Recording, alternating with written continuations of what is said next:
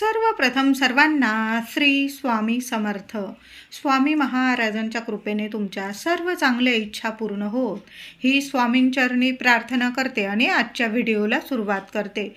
22 जानेवारी 2026 गुरुवार दिवशी माघी गणेश जयंती आलेली आहे. याच दिवसाला श्री गणेश जयंती, विनायक चतुर्थी, इच्छापूर्ती चतुर्थी, तिलकुंद चतुर्थी, वरद चतुर्थी अशा बऱ्याच नावांनी या दिवसाला ओळखलं जातं. बघा, माघ महिन्याच्या शुक्ल पक्षाच्या 4थ्या दिवशी गणेश जयंती म्हणून आपण साजरा करत असतो हा दिवस. या दिवशी गणेशाचा जन्म झाला होता म्हणून हा दिवस अगदी आनंदाने भरभराटीने आपण साजरा करत असतो. जसं आपण भाद्रपद महिन्यात गणेश चतुर्थीला गणपती बाप्पांची स्थापना करतो, 10-11 दिवस गणेशाची पूजा करतो, तशाच पद्धतीने बऱ्याच घरांमध्ये या गणेश जयंतीला, माघी गणेश जयंतीला सुद्धा बऱ्याच घरांमध्ये, मंडळांमध्ये गणपती बाप्पांची स्थापना केली जाते. बऱ्याच घरांमध्ये तर 11 दिवस, 5 दिवस गणपती बाप्पांची स्थापना करून पूजा वगैरे केली जाते. नंतर 5व्या दिवशी, 11व्या दिवशी विसर्जन सोहळा केला जातो. अगदी जसं आपण भाद्रपद महिन्यात गणेश चतुर्थी, अनंत चतुर्दशीपर्यंत जशी सेवा करतो ना, तशाच पद्धतीने माघी गणेश जयंतीला, चतुर्थीला सुद्धा अशाच पद्धतीने आपण सेवा करायची असते. आता गणपती तुम्ही बसवा किंवा नका बसो, आपल्या प्रत्येकाच्या घरात गणपती बाप्पा असतोच, म्हणजे देवघरात गणेशाची मूर्ती असतेच. त्या मूर्तीवर जरी आपण सेवा केली ना मनोभावे, तर आपल्याला गणपती बाप्पा फळ मिळवून देतात, भरभरून आशीर्वाद देतात. तर यंदाची माघी गणेश जयंती ही 22 जानेवारीला आलेली आहे. माघ शुक्ल चतुर्थी, पंचांगानुसार माघी गणेश चतुर्थी तिथी प्रारंभ होणार आहे. 22 जानेवारीला गुरुवारी पहाटे 3:47 ही तिथी प्रारंभ होणार आहे आणि समाप्ती 23 जानेवारीला शुक्रवारी मध्यरात्री 2:28 ही तिथी समाप्त होणार आहे. उदय तिथीनुसार माघी गणेश जयंती चतुर्थी ही 22 जानेवारी 2026 गुरुवारी आपल्याला साजरी करायची आहे. गणपतीची पूजा, स्थापनेचा शुभ मुहूर्त सकाळी 9:29 पासून ते 12:58 पर्यंत असणार आहे. बघा महिलांनो, दादांनो, आपण देवघरात गणपती बाप्पांची पूजा करत आहोत किंवा तुमच्या घरात तुम्ही गणपती बाप्पांची मूर्ती स्थापन करणार आहात, तर सकाळी 22 तारखेला सकाळी 9:29 पासून 9:30 वाजेपासून ते 12:58 पर्यंत या शुभ मुहूर्तावर आपल्याला गणपती बाप्पांची देवघरात सेवा करायची आहे, पूजा करायची आहे, अभिषेक करायचा आहे. आणि तुम्ही जर गणपती बाप्पांची मूर्ती स्थापन करत असाल, मातीची मूर्ती आपण आणतो भाद्रपद महिन्यात वगैरे, जशी आपण गणेशाची, पार्थिव गणपती बाप्पांची स्थापना करतो, तशाच पद्धतीने तुम्ही माघ चतुर्थीला सुद्धा गणेशाची मूर्ती स्थापन करत असाल तर या शुभ मुहूर्तावर करायची आहे स्थापना.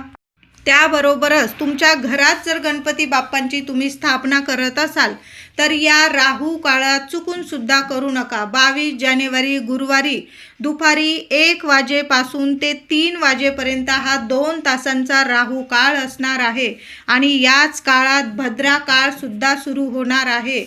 भद्रा काळ आणि राहू काळ एकत्रित आल्यामुळे या वेळात, या काळात गणपती बाप्पांची या राहू काळात चुकून सुद्धा स्थापना करू नका. आपण लवकर उठायचं आहे. गणेश जयंतीच्या दिवशी लवकर उठा, भल्या पहाटे उठा आणि गणपती बाप्पांची छान अशी पूजा, अभिषेक करून स्थापना करायची आहे. तुम्ही ब्राह्मणांकडून करून घेत असाल तर भटजी बुवा तुम्हाला शुभ मुहूर्त सांगतीलच. तर दुपारी 1 वाजेपासून 3 वाजेपर्यंत हा राहू काळ असणार आहे, अशुभ काळ असणार आहे. या वेळात, या काळात गणपती बाप्पांना अभिषेक करू नका आणि स्थापना तर आपल्या घरात मुळीच करू नका. सकाळी लवकर उठा आणि 12:58 पर्यंत हा शुभ मुहूर्त आहे.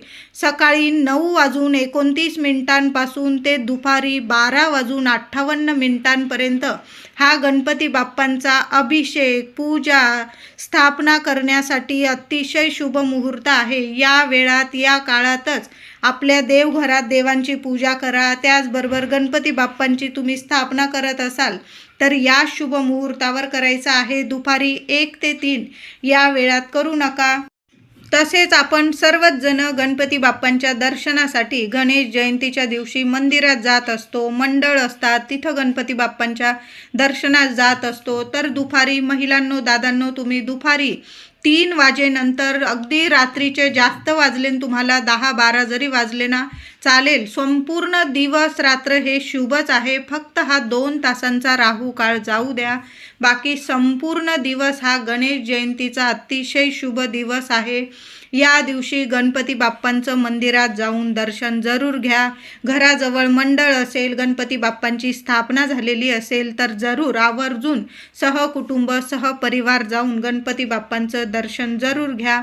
फक्त या 2 तासाच्या राहू काळात घेऊ नका. या दिवशी सर्वांनी अगदी ब्रह्ममुहूर्तावर उठायचं आहे. आंघोळीच्या पाण्यात चिमूटभर तीळ टाकायची आहे. तिलकुंद चतुर्थी, तिळाचे जेवढे उपाय करता येईल ना महिलांनो, आवर्जून करा. थोडंसं गंगाजल आणि चिमूटभर तीळ टाकायची आहे. लहान लेकरांना काही त्रास असतील किंवा तुम्हाला त्रास असतील, किमान 5 दुर्वा आंघोळीच्या पाण्यात टाका, चिमूटभर तीळ टाका, किमान 5 दुर्वा टाका आणि थोडंसं गंगाजल टाका. गणपती बाप्पाला तुमच्या मनातील इच्छा बोलून आंघोळ करायची आहे. तुम्हाला खूप खूप चांगले तुम्हाला परिणाम तुमच्या आयुष्यात दिसून येतील. सर्व काही शुभ घडायला लागतील. म्हणून या दिवशी आंघोळीच्या पाण्याचा हा उपाय सर्वांनी करा. लहान लेकरांपासून मोठ्यांपर्यंत जे काही शारीरिक, मानसिक, आर्थिक त्रास असतील निघून जातील. शत्रू असतील गुडघे टेकतील. गणपती बाप्पा आहे, कृपा जरूर होईल तुमच्यावर. म्हणून आंघोळीचा उपाय सर्वांनी करा. गणपती बाप्पांना आंघोळीनंतर गणपती बाप्पांची पूजा करायची आहे. सूर्यनारायणाला अर्घ द्या. थोडंसं पाणी घ्यायचं आहे. एखादं फूल टाका पाण्यात, थोडंसं गंध अक्षता टाका आणि सूर्यनारायणाला अर्घ द्यायचा आहे. नंतर गणपती बाप्पांची सेवा करायची आहे. देवघरात गणपती बाप्पांची मूर्ती प्रत्येकाच्याच घरात असते. आपल्या ताम्हणात बाप्पांची मूर्ती घ्यायची आहे. बाप्पाला छान असा अभिषेक घालायचा आहे. ओम गण गणपते नमः, ओम गण गणपते नमः मंत्र जपत राहा. गणपती बाप्पांना अभिषेक करायचा आहे. तुम्हाला जर अथर्व शीर्ष पठण असेल तर जरूर अथर्व शीर्ष पठण करत करत गणपती बाप्पांना अभिषेक करायचा आहे. आधी स्वच्छ पाण्याने, नंतर दुधाने किंवा पंचामृताने, थोडीशी केशर असेल तर केशर थोडीशी पाण्यात टाका. किंवा या दिवशी तिळीला खूप महत्त्व आहे. महिलांनो, थोडीशी तीळ, केशर एकत्र पाण्यात थोडंसं भिजवून ठेवा किंवा दुधात भिजवा. ते छान असं सानेवर किंवा बारीक करता आलं तुम्हाला नीट तर त्याचं छान असं उटणं तयार करायचं आहे आणि गणपती बाप्पाला छान असं ते तिळाचं उटणं लावा. आधी स्वच्छ पाणी अर्पण करा, नंतर तिळाचं उटणं लावा. पुन्हा स्वच्छ पाण्याने, दुधाने अभिषेक करा. छान असं तिळाचं उटणं जरूर बाप्पाला लावायचं आहे. नाही करता आलं तुम्हाला, दुधात किंवा पाण्यात चिमूटभर पांढरी तीळ टाका. काळी टाकू नका, पांढरी तीळ टाकायची आहे आणि गणपती बाप्पाला तीळ मिश्रित पाण्याने, दुधाने अभिषेक केला ना चालेल. पण या दिवशी तिळीला खूप महत्त्व आहे. बाप्पांना अभिषेक झाल्यानंतर छान असा लाल कपडा अंथरायचा आहे. देवघरात स्वच्छ तांदळाची किंवा गव्हाची रास करा. अख्खे तांदूळ घ्या. छान अशी गणपती बाप्पांना राशीवर, तांदळाच्या राशीवर स्थापन करा. तुमच्याकडं जर जास्तीत जास्त दुर्वा असतील तर तुम्ही दुर्वांचं जरी आसन केलं आणि गणपती बाप्पांना त्यावर स्थापन केलं ना चालेल. गणपती बाप्पांची छान अशी पूजा सेवा करायची आहे. अष्टगंध बाप्पांना तिलक करा किंवा हळदी कुंकू थोडंसं पाण्यात ओलं करून घ्यायचं आहे आणि बाप्पांना तिलक करायचं आहे. हळद, कुंकू, फुलं, अक्षता, दुर्वा अर्पण करून जास्वंदाचं एक का होईना फूल अर्पण करायचं आहे. दुर्वा तशाच अर्पण करू नका. महिलांनो, दादांनो, स्वतःच्या हाताने 21 दुर्वांची जुडी बनवायची आहे. मागच्या देठाला हळदी कुंकू लावायचं आहे. आधी गणपती बाप्पांच्या चरणी हळदी कुंकू अर्पण करा. स्वतःच्या कपाळी लावा. दुर्वांच्या जुडीला हळदी कुंकू लावावं. उजव्या हातात दुर्वांची जुडी घ्यावी. बाप्पांना मनातील इच्छा बोलावी आणि ती जुडी गणपती बाप्पांच्या चरणी किंवा शरीरावर अर्पण करायची असते. यामुळे आपल्याला गणपती बाप्पा इतके प्रसन्न होऊन इतके आशीर्वाद देतात. म्हणून सर्वांनी दुर्वांच्या जुडीला मागील देठाला हळद कुंकू लावा. ज्यांच्या लग्न कार्यात अडचणी येत आहे त्या मुलाने किंवा मुलीने 21 दुर्वांची जुडी स्वतःच्या हाताने बनवा. त्या जुडीला मागील देठाला हळद लावायची आहे. उजव्या हातात जुडी घ्या. तुमच्या मनातील इच्छा बोला. तुमच्या लग्नाविषयी तुमच्या मनात काय इच्छा आहे गणपती बाप्पांना बोला आणि दुर्वांची जुडी गणपतीला अर्पण करा. खूप सुंदर अनुभव येतील. योग्य ठिकाणी योग्य मुलाशी किंवा योग्य मुलीशी तुमचा विवाह शुभ कार्य लवकरात लवकर घडून येईल. कितीही अडीअडचणी असू दे, गणेश जयंतीला 21 दुर्वांचा हा उपाय सर्वांनी जरूर करायचा आहे. या दिवशी मुलांकडून सुद्धा तोडक्या मोडक्या शब्दात का होईना अथर्व शीर्ष पठण करून घ्यायचं आहे. गणपती स्तोत्र आपल्या घरात सर्वांनी मिळून 11 वेळा अथर्व शीर्षाचं पठण जरूर करायचं आहे. 11 वेळा श्री गणपती स्तोत्र पठण करा. बघा, मुलंसुद्धा हळूहळू शिकायला लागतात. त्यांचं गणपती स्तोत्र पाठ होऊन जाईल. अथर्व शीर्ष हळूहळू पाठ होऊन जाईल. महिलांनो, दादांनो, आपल्या घरात देवघरासमोर बसा. शांत चित्ताने आपण स्वतः सेवा करायला लागलो तर आपले लेकरंसुद्धा आपोआप देवघराकडं वळतात आणि आपोआप सेवा करायला लागतात. देवांना काही नको, आपल्याकडून फक्त सेवा हवी आहे. आणि गणेश जयंतीला तर गणपती बाप्पांची ही सेवा जरूर करा. जर असं मोठ्या स्वरात करा. आपल्या वास्तूला सुद्धा ऐकू द्या. गणपती बाप्पांची ही सेवा वास्तू नेहमी शुभ परिणाम देईल. तुम्हाला सगळं तुमच्या वास्तू शुभ घडायला लागेल. म्हणून गणपती अथर्व शीर्ष गणपती स्तोत्र जर असं मोठ्या स्वरात पठण करा. मुलांकडून सुद्धा पठण करून घ्या. इतके शुभ गोष्टी तुमच्या घरात घडून येतील. ज्या अडीअडचणी असतील ना दूर होतील, नष्ट होईल आणि गणपती बाप्पांची अखंड कृपा तुम्हाला प्राप्त होईल. गणपती बाप्पांना लाल जास्वंद, एक का होईना लाल जास्वंद अर्पण करा. या दिवशी तिळाच्या लाडूंना पण खूप महत्त्व आहे.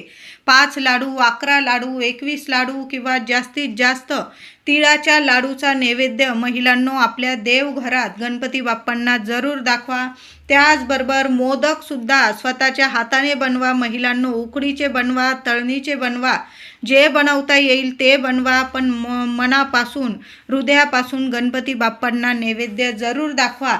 नैवेद्यावर थोड्या का होईना 5-2 दुर्वा ठेवायचा आहे. जसं आपण भगवान श्री हरी विष्णूंना नैवेद्य दाखवतो, तुळशीचं पान ठेवल्याशिवाय तो नैवेद्य स्वीकारला जात नाही. तसंच गणपती बाप्पांना सुद्धा जेव्हा नैवेद्य दाखवतो ना, नैवेद्यावर, मोदकांवर, लाडूवर थोड्या का होईना दुर्वा ठेवा. लाख लाख तुम्हाला आशीर्वाद मिळतील. गणपती बाप्पा इतके प्रसन्न होईल की काही मागायलाच तुम्हाला उरणार नाही, इतके प्रसन्न होतील. म्हणून जो पण नैवेद्य दाखवाल ना, लाडू, पेढे, मोदक, थोड्या का होईना दुर्वा गणेश जयंतीच्या दिवशी जरूर ठेवा. बघा, सर्व मनोकामना, इच्छा पूर्ती होण्याचाच हा दिवस आहे. पूर्ण होतील तुमच्या सर्व इच्छा. म्हणून जो पण नैवेद्य दाखवाल त्यावर दुर्वा जरूर ठेवायचा आहे. गणेश जयंतीच्या दिवशी गुरुवार आलेला आहे. या दिवशी संक्रांतीला जो रंग आपण परिधान केलेला नाही, वर्ज्य केला, तो रंग आवर्जून परिधान करा आणि गणपती बाप्पांचे दर्शन करायचं आहे. कळालं असेल माझ्या सर्व महिलांना, दादांना. पिवळ्या रंगाचे वस्त्र नेसून, साडी असेल महिलांनो, साडी घाला पिवळ्या रंगाची. माझे दादा असतील, पिवळ्या रंगाचे कपडे घालून गणपती बाप्पांच्या दर्शनाला जा. खूप शुभ ठरेल. लाल रंगाचे वस्त्र असतील, आवर्जून लाल, पिवळा, केशरी, सोनेरी, मोरपिशी जे रंग असतील तुमच्याकडं छान छान जरूर परिधान करा. चुकून सुद्धा काळा रंग असेल किंवा डार्क निळा, काळ्या रंगासारखा दिसत असेल तो कलर घालून मुळीच बाप्पाचं दर्शनाला जाऊ नका. छान छान कलर असतात, शुभ कलर असतात, जो आपण संक्रांतीला परिधान केला नाही. पिवळा रंग, तो रंग परिधान करा. लाल रंग तर गणपती बाप्पांना खूप प्रिय आहे. रक्त लंबोदर म्हणतो आपण गणपती बाप्पांना. लाल रंग परिधान करा, पिवळा रंग परिधान करा, केशरी रंग परिधान करा. सोन्यासारखं आयुष्य होईल तुमचं. सोनेरी रंग असेल, मोरपिशी रंग असेल, जेवढे छान छान रंग असतील ना परिधान करा. स्वच्छ धुतलेले वस्त्र नेसून गणपती बाप्पांचं दर्शन घ्यायचं आहे. शुभ लाभच होईल तुम्हाला. तुमच्या आयुष्यात सर्व शुभ घडून येणार आहे. म्हणून या दिवशी सर्व शुभ रंगाचे कपडे घाला आणि गणपती बाप्पांचं दर्शन करायचं आहे. श्री गणेश जयंती, तिलकुंद चतुर्थी, गणपती बाप्पांसमोर एक दिवा प्रत्येक आईने जरूर लावायचा आहे. जो रोज दिवा लावता मुख्य देवघरात तोच दिवा घ्या, धुवून घ्या, घसून पुसून घ्यायचा आहे. दुहेरी वाट टाका. तिळाचं तेल असेल तर तिळाचं तेल टाका किंवा जे तेल देवांच्या दिव्यांसाठी वापरतात ते तेल टाका. चिमूटभर पांढरी तीळ टाका. काळी टाकू नका महिलांनो. पांढरी तीळ टाका. अगदी चिमूटभर टाकली, 4 दाणे जरी टाकले चालेल. पण तिलकुंद चतुर्थीला देवघरातील दिव्यात चिमूटभर तीळ आवर्जून टाका. 1 कापराची वडी टाका. 2 लवंग टाका. हळद टाका चिमूटभर. दिव्याखाली तांदळाची राशीचं आसन द्यायचं आहे आणि दिव्याची हळद, कुंकू, फुलं, अक्षता वाहून पूजा करा. दिवा विझणार नाही याची काळजी घ्यायची आहे. दिवा अखंड लावून ठेवा. तेल टाकून ठेवायचं आहे जास्त. आणि जेव्हा गणपती बाप्पांची सेवा कराल, अथर्व शीर्ष पठण कराल, गणपती बाप्पांची आरती कराल, गणपती स्तोत्र पठण कराल, गणपती बाप्पांचा मंत्र जपाल, तेव्हा थोडा का होईना थोड्या वेळ चालेल एवढा तरी गाईच्या तुपाचा दिवा जरूर लावा आणि मग सेवा करायची आहे. खूप शुभ परिणाम होतील तुमच्या आयुष्यात. जी काही इडापिडा असेल घरातली, जी काही दुःख दारिद्र्य असेल, त्रास असेल, चिंता असेल, चिंतामणी आहे गणपती बाप्पा. सर्व तुमच्या चिंता क्षणात नाहीशा करेल, नष्ट करेल. म्हणून एक दिवा अखंड तेलाचा लावून ठेवायचा आहे आणि जेव्हा आपण सेवा करू गणपती बाप्पांच्या तेव्हा थोड्या वेळ का होईना गाईच्या तुपाचा दिवा जरूर लावायचा आहे. गणेश जयंतीच्या दिवशी माघी गणेश चतुर्थीला गणपती बाप्पांना शमीच्या झाडाचं पान अर्पण करायचं आहे. या दिवशी गणेश जयंतीला सकाळी शमीच्या झाडाचं पान जरूर घरी घेऊन यायचं आहे. तुम्हाला जर शमीचं झाड लावायचं असेल, याहून सोन्यासारखा दिवस पुन्हा येणे नाही. महिलांनो, दादांनो, शमीचं झाड आवर्जून आपल्या गॅलरीत लावा. तुमची खिडकी असेल, गॅलरी असेल, अंगण असेल, गार्डन असेल, तिथं छोटं का होईना शमीच्या शमीचं झाड लावा. आणि नाही झाड लावायचं तर बघा, पूजेचं साहित्य मिळेल, म्हणजे जिथं फुलं वगैरे मिळाल तिथं तुम्हाला शमीचे पानं मिळून जातील. आवर्जून सर्वांनी गणपती बाप्पांना शमीच्या झाडाची पानं अर्पण करायचं आहे. एक जरी पान अर्पण केलं ना, सर्व दुःख, यातना, त्रास, चुका यातून बाप्पा आपल्याला माफी करून मुक्त करतात आणि सर्व सुखांची प्राप्ती करून देतात.